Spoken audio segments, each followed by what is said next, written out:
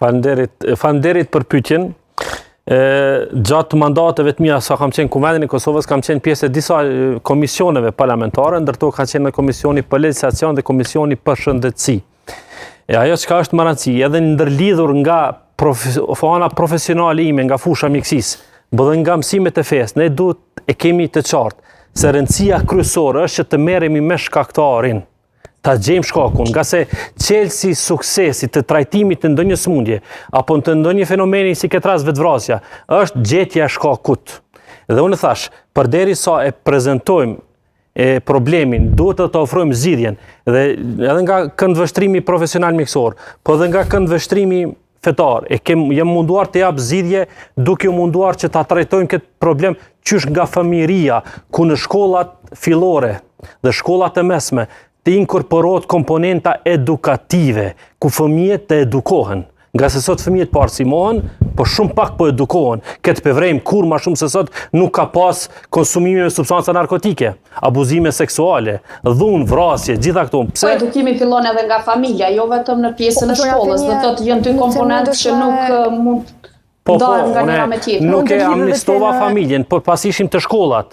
Dhe kam propozuar që pjesë e kurikulumeve shkollore të jetë komponenta edukative përfshi edukatën fetare, ndërsa çështja e psikologëve, edhe kjo ka qenë pjesë e ndryshimeve, unë kam kërkuar ndryshime rrënjësore në legislativin në sistemin e arsimit parauniversitar. Por që psikologët do të merren pastaj me këto pasoja, do me thonë shumë ma letë të trajtohet shkaku se sa pasojat. Për ndryshe, Kosova nuk vuan vetëm nga mungesa psikologëve në shkolla. Vuan nga shumë probleme. Dhe ato që ka ngrita më herët, ndoshta do të kemë mundësi tash ta shfrytëzoj rastin të përgjigjem edhe në pyetjen e juaj.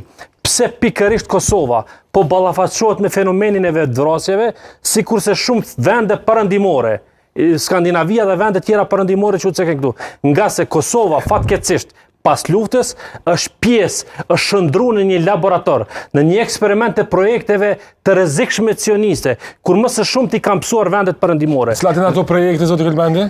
Projektet kryesore sioniste kanë qenë në shkatrimin e familjes. Ata kanë arritur me sukses ta shkatrojnë familjen evropiane. Projektet sioniste kanë arritur me sukses ta shkatrojnë familjen evropiane. Sot familja evropiane është duke kaluar në krizën më të madhe të divorceve, të humbjes së fëmijëve. Sot prindërit e tyre i dërgojnë në strehimore, i dërgojnë në qendrat e kujdesit, domethënë familja është zbe në Evropë, veç të përfundoj kran. Dhe këtë rast Kosova duke veç Kosova, Kosova e ka një mundësi të artë tani. Pse ka një mundësi të artë? Nga se vendet perëndimore, me apo pa dëshirën e tyre, janë zhytur në këto projekte sioniste që ka kushtuar me shkatrim të familjes dhe me rritje të vetvrasjeve. Dhe Kosova tash duhet të merr mësim nga këto gabimet e tyre. Ne kemi sot një shtet, një superfuqi evropiane sigurse që është Italia që ka filluar të këthëndellet, ta fuqizon rolin e familjes, por paksa është vonë. Dhe Kosova nuk guxon të zhytet në këto ujëra të ndotura të projekteve sioniste ku e kanë atakuar familjen dhe kur atakohet familja, atëherë vetvrasjet janë të pashmangshme. Pse e them këtë?